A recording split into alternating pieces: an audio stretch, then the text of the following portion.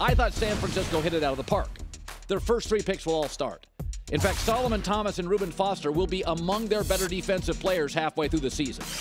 They picked up 3 offensive players in the 4th and 5th round. I want to talk about one, Joe Williams, a running back at Utah. To me, he's the steal of the draft. He is a complete burner. He can make you miss. He's tough as a $9 steak, but he is an absolute steal in the 4th round.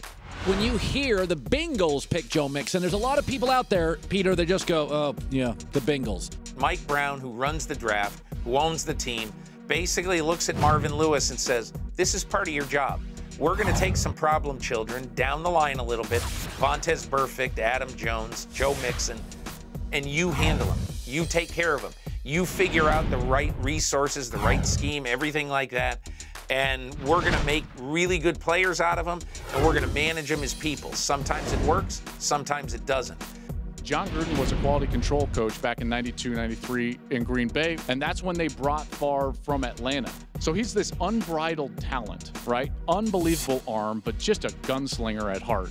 And they brought him in, and they broke him, right? And they made him a thoroughbred to the point where they could go win a Super Bowl.